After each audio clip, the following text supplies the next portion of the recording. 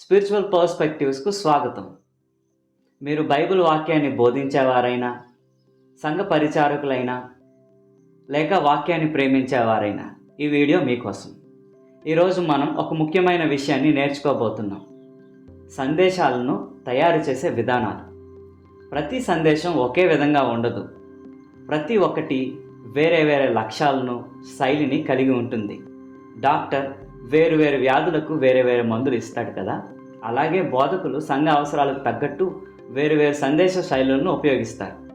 ఈ వీడియో చివరికి మీరు 5 ప్రధాన రకాల సందేశాలను, వాటిని ఎలా తయారు చేయాలో మరియు ఏ సందర్భంలో ఏ రకంగా బోధించాలో క్లుప్తంగా తెలుసుకుంటారు. వివరణాత్మక సందేశం. మొదటిది వివరణాత్మక సందేశం. దీనిని ఎక్స్పోజిటరీ సర్మన్ అని ఆంగ్లంలో పిలుస్తాం. ఇది ఒక బైబిల్ వచన భాగాన్ని 5 నుంచి 10 వచనాలు తీసుకొని ఒక్కొక్క వచనాన్ని లోతుగా వివరించటం. ఉదాహరణ, కీర్తన 23వ అధ్యాయం, యెహోవా నా కాపరి.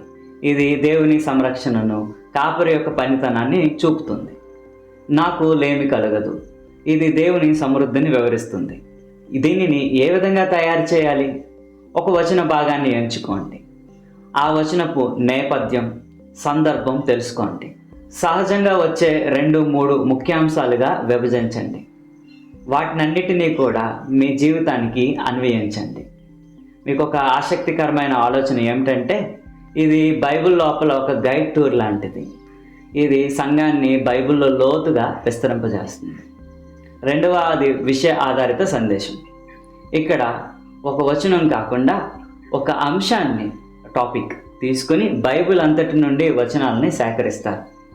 ఉదాహరణకు, క్షమించటం అనే అంశం. మత్తయి సువార్త పేతురు అడిగిన ప్రశ్న. ఎఫెసీయులకు 4, దేవుడు క్షమించినట్లు క్షమించండి. లూకా 23, క్రీస్తు శిలువపై ప్రార్థించినది. దీన్ని ఎలా తయారు చేయాలంటే, మొదటిగా ప్రజలకు సంబంధించిన ఒక అంశాన్ని ఎంచుకోండి. రెండవదిగా వచనాలను సేకరించండి. మూడవదిగా 2-3 బలమైన పాయింట్లుగా ఏర్పరచండి.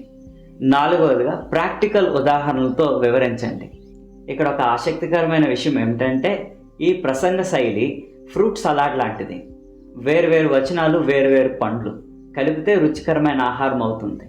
ఇది ప్రతిరోజు సమస్యలకు సమాధానం ఇచ్చే శైలి.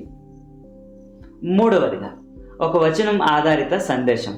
దీనిని టెక్స్టువల్ సర్మన్ అని మనం పిలుస్తాం. ఇది ఒకే వచనంపై లేదా వచనంలో ఉన్న ఒక భాగంపై దృష్టి పెట్టి దాని మీద సందేశాన్ని నిర్మించటం. ఉదాహరణకు, యోహాను సువార్త 3వ అధ్యాయం 16వ వచనం. ఈ వచనాన్ని మనం గమనించినట్లయితే ఇందులో లోతుగా దేవుని ప్రేమ, దేవుని కానుక, మన విశ్వాసపు స్పందన లాంటి భాగాలుగా మనం దీనిని విభజించవచ్చు. దీనిని తయారు చేసే దశలు. మొదటిగా లోతైన వచనాన్ని ఎంచుకోండి. రెండవదిగా సహజ విభాగాలను గుర్తించండి. మూడవదిగా ఒక్కొక్క విభాగాన్ని వివరించండి. ఇక్కడ ఆసక్తికరమైన ఆలోచన ఏమిటంటే, ఒక వజ్రాన్ని కాంతిలో తిప్పుతూ చూడటం లాంటిది. వేరువేరు కోణాల్లో ప్రకాశం చూపుతుంది. ఇది చిన్నదిగా స్పష్టంగా ఉంటుంది. ఈ శైలి చాలా చిన్నగా ఉన్నప్పటికీ కూడా చాలా స్పష్టంగా ఉంటుంది. నాలుగవది నరేటివ్ లేదా బయోగ్రఫికల్ సర్మన్. ఇది బైబిల్ కథను లేదా ఒక వ్యక్తి జీవితాన్ని తీసుకొని చెప్పే శైలి. ఉదాహరణకు, యోసేపు జీవితం. దానిని విభజిస్తూ, గుంతలో అన్నదమ్ముల వల్ల త్రోసివేయబడ్డాడు, కారాగారంలో అబద్ధ ఆరోపణ, మూడవది రాజప్రసాదంలో దేవుని చేత గౌరవింపబడ్డాడు. దీనిని దశల వారీగా విభజించవచ్చు. ఒక కథ లేదా వ్యక్తిని ఎంచుకోండి. రెండవది, ప్రధాన సంఘటనలను వరుసగా చెప్పండి. మూడవదిగా బోధలు తీసుకోనండి. నాలుగవదిగా నేటి జీవితానికి అన్వయించండి. మనుషులు కథలను ఎక్కువగా గుర్తుపెట్టుకుంటారు.